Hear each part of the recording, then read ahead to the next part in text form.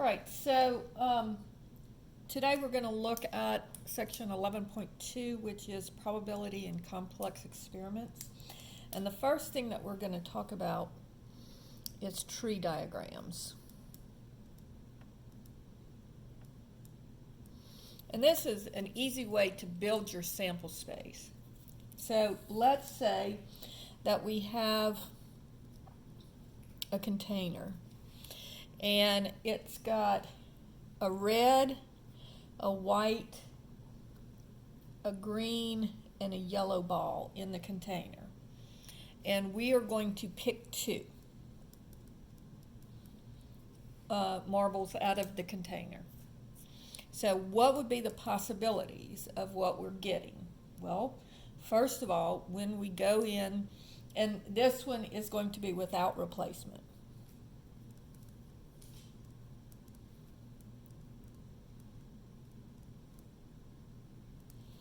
Right, so when we go to pick our first ball, we will have four choices. We could pick a red, a white, a green, or a yellow. So there are four different options on that first pick. Now, once I pick the red ball, then if I'm not replacing it, then when I go to pick my second ball, so this is my first pick. When I go to pick the second ball, I can either get a white, a green, or a yellow because the red is not there anymore. Now, if I picked a white ball on the first pick, then I can either get a red, a green, or a yellow. And if I picked a green on the first ball, then I could either pick a red, a white, or a yellow. And if I picked a yellow on the first pick, then I can pick a red, a white, or a green on the second pick. So now let's look at what our sample space is. So it's going to be red, white, red on the first pick, white on the second, or red, green, or red, yellow. This would be white, red, and notice red, white is different than white, red, and white, green, and white, yellow. Or it could be green, red, green, white, and green, yellow. Then green, yellow, yellow, red, yellow, white, yellow, green. And so notice I'll have 1, 2, 3, 4, 5, 6, 7, 8, 9, 10, 11, 12. 12 items in my sample space. And that brings us to the fundamental counting property.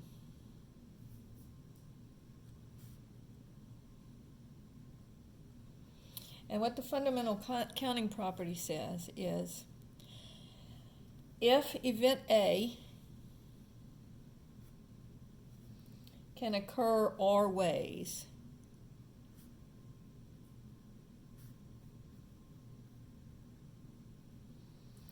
and for each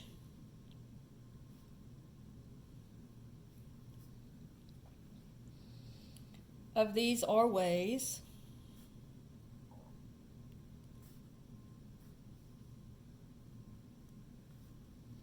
an event B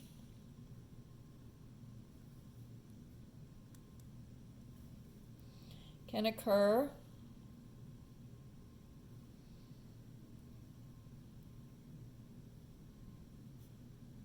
in S ways,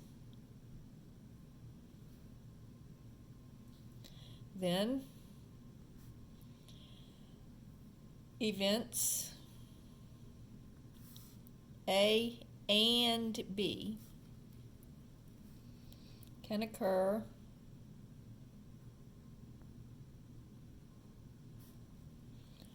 in succession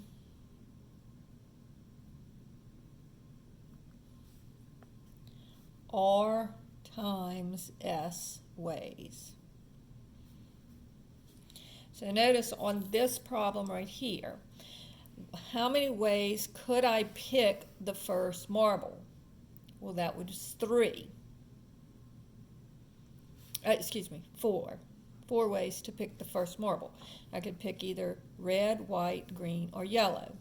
But notice, once I had picked that marble, then there were only 3 ways to pick the second marble. So notice that this is 3 ways, this is 3 ways, this is 3 ways, and this is 3 ways. So I have 3 4 times. So the first thing is 4 times, that's R. And then after I pick that, then I have 3 ways to pick the second marble. So that would be S would be 3, so it would be 3 times 4. And notice it did come out to be, looking at my tree diagram, it did come out to be 12 ways. So let's look at a couple of other examples. We're not going to do tree diagrams on all of these, but we'll look at it and we'll see what we have. All right, so here's another example. Let's say that I have a pizza. And I can pick, first of all, I can pick whether I want a small, medium, or large. So there's 3 ways to pick the size of the pizza. Then I can pick the crust, and I can have either thick or thin crust. So there's 2 ways to pick the crust. And then I can have sausage only,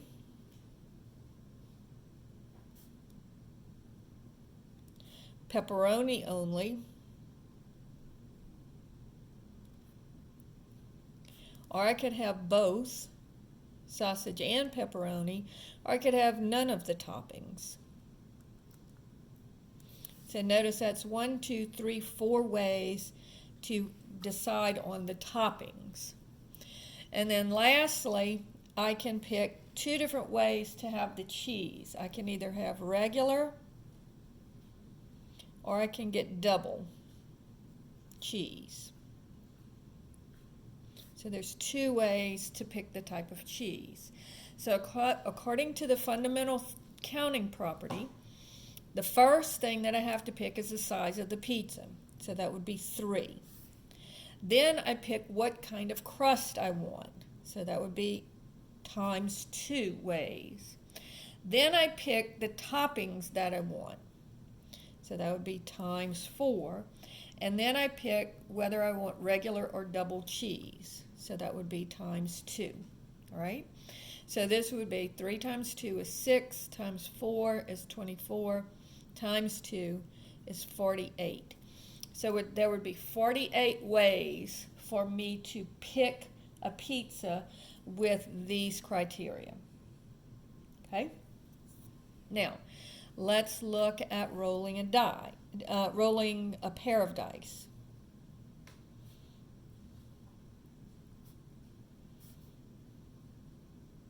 Okay? So if I roll a pair of dice, and I want to know what is the probability of getting a sum of 11. Now let's think about the ways that we could get a sum of 11. Now the biggest number on a die is 6. So the only way you can get an 11 is either if you roll a 5 on the first one and a 6 on the second one, or if you roll a 6 on the first one and a 5 on the second one. Because remember, it matters what order it comes in, because think of it as a white die and a red die. All right? So that gives me 2 ways of getting what I want. And we've already seen the total number of ways of rolling a pair of dice is 36. So it would be 2 out of 36, or if I reduce that, 1 out of 18. Now, the next thing is, let's say that we were going to buy a hamburger. All right? And we have some choices to make here too. Let's say that we can, the options that we have is we can get ketchup, we can get mustard, we can get pickles, and we can get onions, or any combination thereof. So notice, when we do our hamburger, we're either going to do ketchup or no ketchup, okay? So there would be two ways to involve the ketchup. And then we could have mustard or no mustard. So there's two ways to do the mustard. And then we can have pickles or no pickles. So there would be two ways to do the pickles. And then there would be onions or no onions. So two ways to do the onions. So this would be 2 times 2 is 4, times 2 is 8, times 2 is 16. So there are 16 different ways to do your hamburger. Now, let's look at a tree diagram for this. So first option is ketchup. So we can either do ketchup or no ketchup. Then we can do mustard or no mustard here, and then mustard or no mustard here. And then we can do pickles or no pickles, pickles or no pickles, pickles or no pickles, and pickles or no pickles. All right, so this is how you do the tree diagram. And then finally, you could do, from this one, you can do onions or no onions, onions or no onions, onions or no onions, onions or no onions, onions or no onions, onions or no onions, onions or no onions, and then onions or no onions. All right, so now let's follow our tree down and see what we have. We'd have ketchup, mustard, pickles, and onions. That would be our first one. Then we would have ketchup, mustard, pickles, and no onions. Okay? Let me put commas here so you know what the ends are. All right? And then this one would be ketchup, mustard, no pickles, and onions. And then you can keep on going down the tree. Ketchup, mustard, no pickles, and no onions, and so forth and so on. And notice that this is 1, 2, 3, 4 here. Then this would be 1, 2, 3, 4 here, 1, 2, 3, 4 here, and 1, 2, 3, 4 here.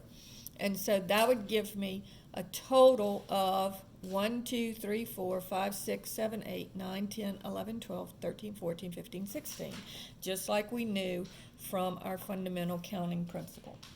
So that finishes up the this first part of probability in looking at complex experiments.